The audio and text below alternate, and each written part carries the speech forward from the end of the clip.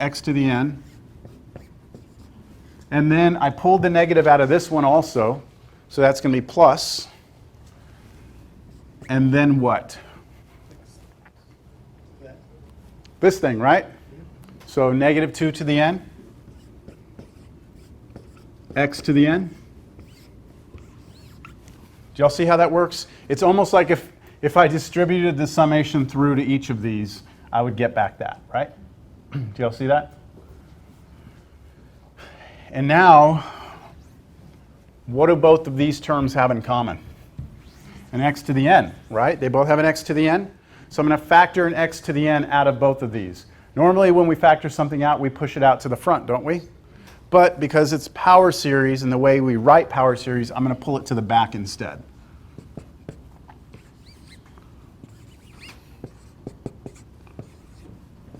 So if I factor out the x to the n, what's here? 1 plus negative 2 to the n. Now, if you don't like that negative on the outside, you can put it right here. You can also make that a minus and make that a minus. It's up to you. But it's just a floating negative, so I don't really, it's not too big of a concern for me. Is that all right with you? So that's it right there. That's our power series. What's C sub n? Yeah, this whole thing right here is our C sub n, and this right here is our x minus a to the n. Do y'all see it?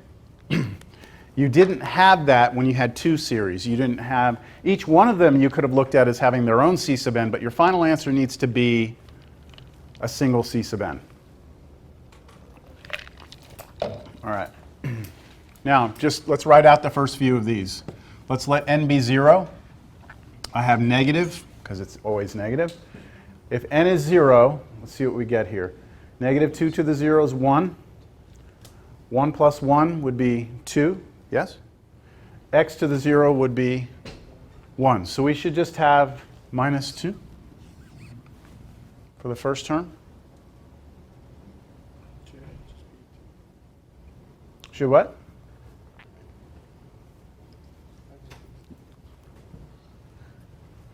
Negative 2 to the 0 is 1. 1 plus 1, 2. X to the 0 is 1. So this is 2 times 1, 2, but it's negative. Okay. The next one will be minus, so I'm bringing the minus in again. Now let n be 1. So negative 2 to the 1 is negative 2, right? Plus 1, negative 1. So I'm going to have negative 1 here, and then x to the first power, right? So it's just going to be plus x. Then minus, let's do another one. If n is now 2, we get negative 2 squared. Positive 4 plus 1, 5, x squared. And then we could keep going with this, right? Negative 2 plus x minus 5x squared plus dot, dot, dot, dot, dot, dot. The next one is 7x cubed. Did I put negative here? I believe the next one's positive, because don't forget the negative that's out here. Oh. Right? So that negative would turn it positive. So that means if you take this, we didn't talk about when this series is valid. Right? We didn't talk about that. Do you remember we had the two different series before we added them together? The first one was x to the n, the other one was negative 2x to the n. All right, when is that series valid? Absolute value of x less than 1. When is this series valid? Absolute value of 2x less than 1, right? So if I look at these two individually, this one is saying that x must be between negative 1 and 1, right? This one is saying you would have to take the 2 out and divide by 2. So this one is saying x has to be between a half and a negative a half. So your radius of convergence here, your interval of convergence, is going to be the smaller of the two. because your x that you pick and plug in has to satisfy both of these simultaneously. So this would be our interval of convergence here. Make sense? You couldn't pick 3/4 because it would work here, but it wouldn't work in this one. So you're saying the first step is to make sure that your starting point is the same? If it's not, you can just change it. Yes, the next example I'm kind of building up. This next example is going to be kind of a combination of quite a few things. All right, so here's the last example for this section. We're going to move on to the next section. X squared plus x over, all right, 1 minus x, that quantity cubed. Now I'd like for you to look back in your notes from last class. And in your notes from last class, I gave you this example, f of x equals 1 over 1 minus x, that quantity squared. Just double check. I'm almost 100% sure I did that one. And I asked us to convert that to its power series. Y'all see it in there? And we did quite a bit of work, okay, to get to it. All right? Can anybody tell me what that was as a power series from your notes? And n equals 1 to infinity. N x to the n minus 1. Did it start at 0 or at 1? Did we turn it into that 0? You turn it into n plus 1 times x to the n. Okay, so if you look in your notes, we got it to here, and then I showed you how to make your index start at 0. All right? So we said this answer, or if you switch the index back to 0, it's n plus 1 times x to the n.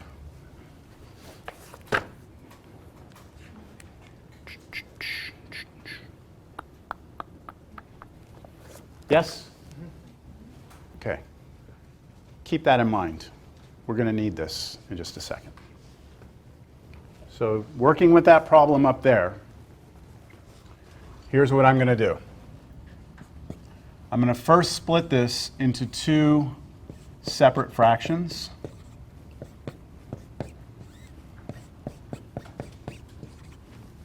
Right? And then I'm going to pull the x squared out of the first one.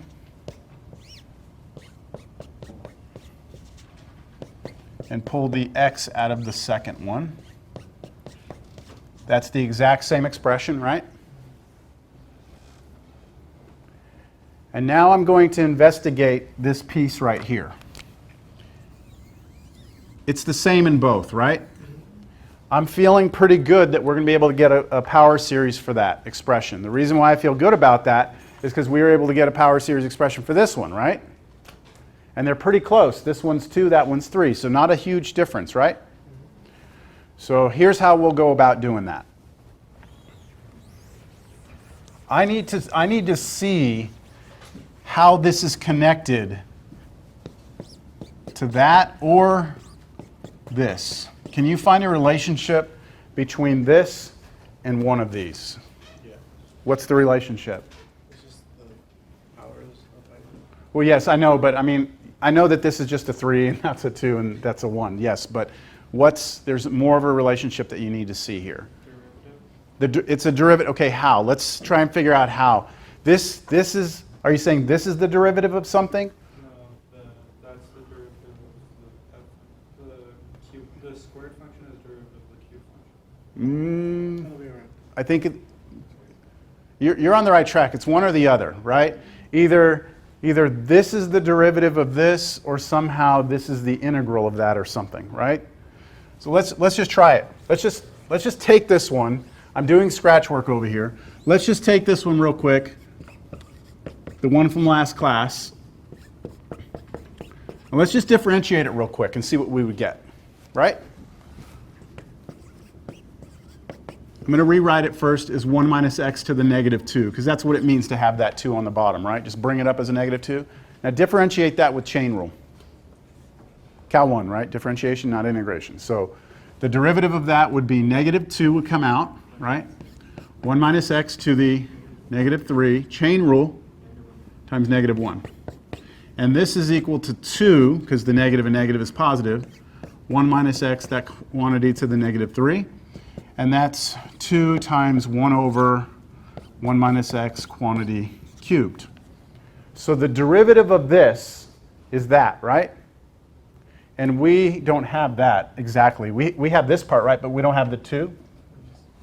So how can we take care of the 2? Yeah, why don't we just take this and multiply it by a half?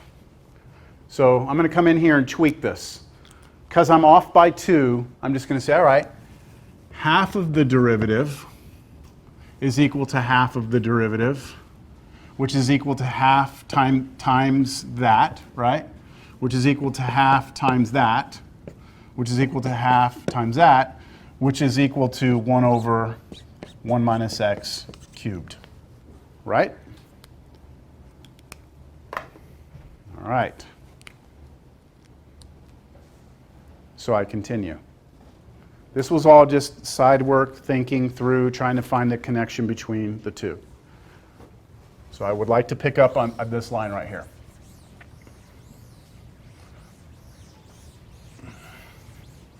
So this equals x squared times this thing in blue is the derivative of, well, half the derivative, right? So why don't we put the half out front? 1/2, it's half of the derivative of 1 over 1 minus x quantity squared, right? That's what that is. Plus x times half of the derivative with respect to x of 1 over 1 minus x squared. Which we know what these are, right? Now, when we say we know what those are, what we mean is this. I asked you to look in your notes last class. We know what that is, right? We know what this is, written as power series. We still have to do what to them? We still have to take the derivative of these, right? Like, we need to write these power series down from your notes from last class, and then we need to differentiate them. Are we all okay? I know this is a lot, but this is series, all right? Okay, now, this is now equal to x squared. I'm going to put the 1/2 in front. 1/2 x squared times the derivative with respect to x of, give me this blue power series. What is it? Let's start at n is 0. Okay, let's start at n is 0. So sum n equals 0 to infinity, n plus 1 times x to the n. Then plus, again here, half of x. So half of x, and then again the derivative, it's hot in here. The derivative of that, or our brains are working and it's heating the room up, I'm not sure. Like that. We good? Derivative time. We're going to take the derivative of these series now. When you take the derivative, the index is going to go up to 1, right? And then you use power rule. So the n will come down, we'll subtract 1 from the n's, right? And then the n plus 1's in front, these are our little c sub n's right now. So those aren't going to be affected by the derivative.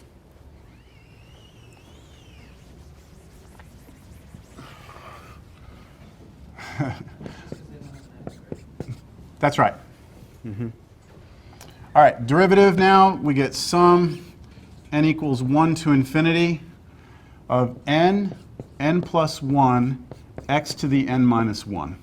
Drop the n out, subtracted 1. Plus 1/2 x times same sum. Sum n equals 1 to infinity, n plus 1, x to the n minus 1. Okay. We need a single series. We've done all the groundwork now. We've got two series. There's no more differentiation or integration that needs to take place. Let's just try and put it into one. So I said to put them into one, we need the same starting point, right? Which we have, but there's a problem. The problem is that we still have a 1/2 x squared out here, and we still have a 1/2 x out here. We need to push these into the series. And the reason why we can push them in is that these have n has no impact on these, right? X is fixed, this is just a number. We can just push it through. Same with this one. So I'm going to do that. When I push this 1/2 x squared into the first series, the 1/2 is going to sit out here. The x squared is going to come with this x to the n minus 1 and become, so sum n equals 1 to infinity. The 1/2 went in, there was an n plus 1, and now it's x to the n plus 1.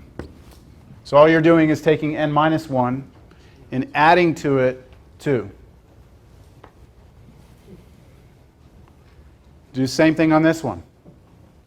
So plus sum n equals 1 to infinity of 1/2 n plus 1 x to the just n this time.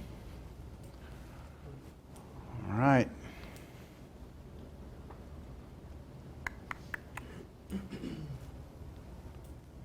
Now there's several different methods on how to go from here.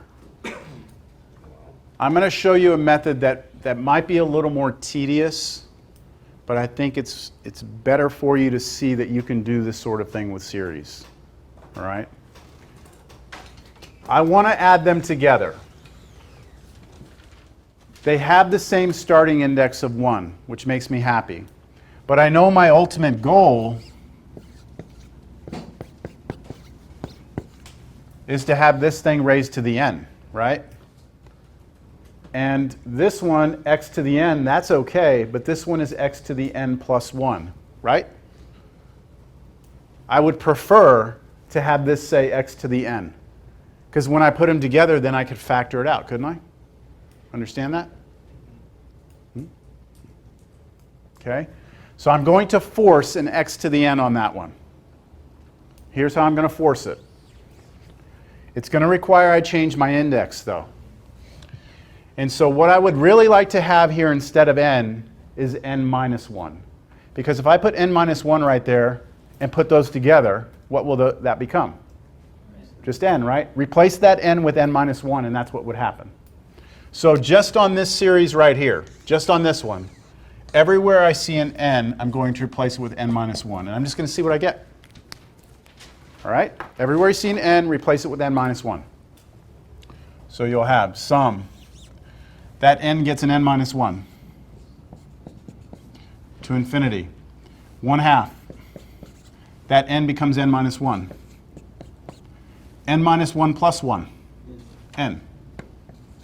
X to the n minus 1 plus 1. X to the n. I've created an x to the n, right? Plus sum n equals 1 to infinity of 1/2 n plus 1 x to the n. See how they both have the same thing now? Same x to the n's? But do you see the problem? I have a different index now. Okay, don't worry. Have no fear. We will take care of that. What does this first series start at? 2, right? Add 1 to both sides of that equation. This is actually starting at 2 now. And then you have 1/2 n minus 1 times n times x to the n. And then this one, sum n equals 1 to infinity of 1/2 n plus 1 x to the n. That's kind of clever, right? I was able to get an x to the n. Yes, here, Laura? Why is it what? Okay, remember down here, everywhere I replaced an n with n minus 1? If you take that little equation and solve it, just add 1 to both sides, then you get n is 2.